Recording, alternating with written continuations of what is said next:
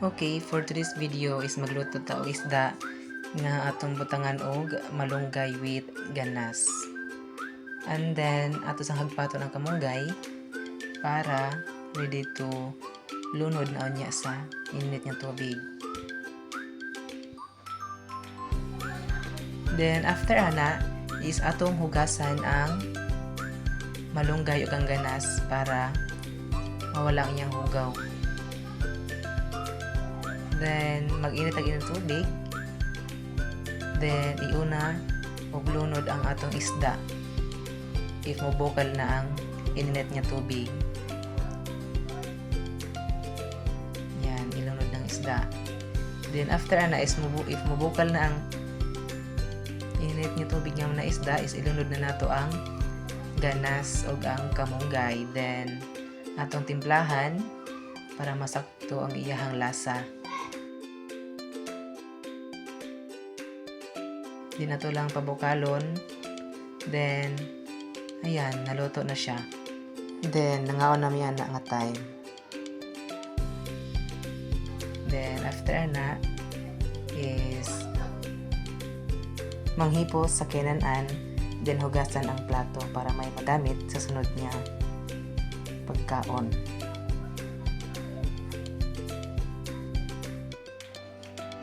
Then, diya nga time is nang ligpit na ko sa among kinanan, din akong gibutan sa planggana mga plato, din gibagnosan ang sawog para wala na imumho.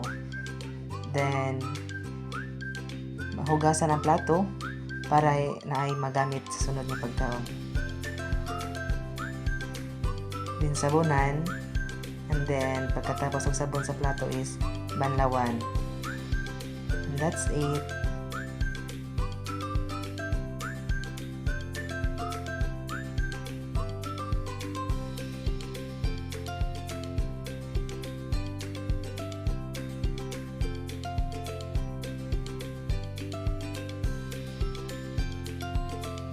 Napadiyay. Pagkatapos ang napahugas is ibutang na ang hinugasan niya plato sa sudod sa balay. Kaysa gawas ra ko naghugas ana. That's all. Ang amo ding suwa karon sa panihapon is sardinas nga gibutangan og malunggay.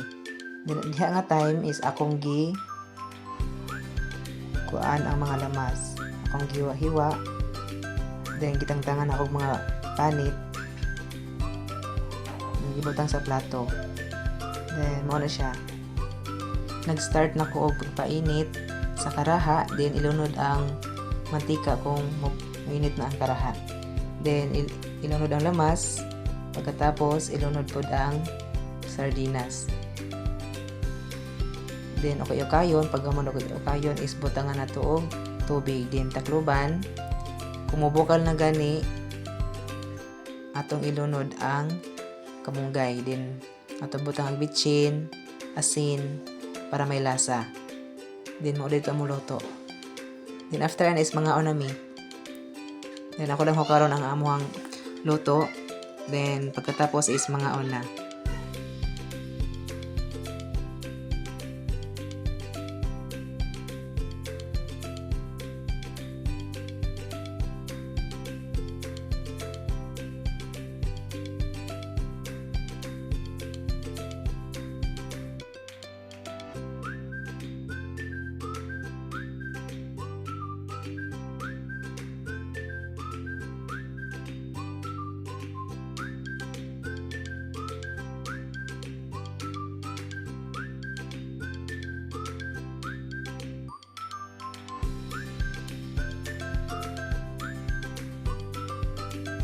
Di ang time is akong gibagnos ang among sawog para mawala ang momo dahil siligan para limpyo gid siya.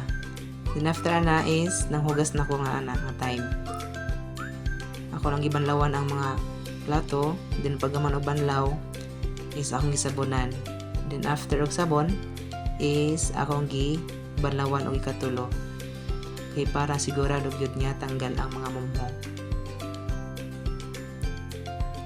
Diba dali ra kaayo nagpahuman og panghugas.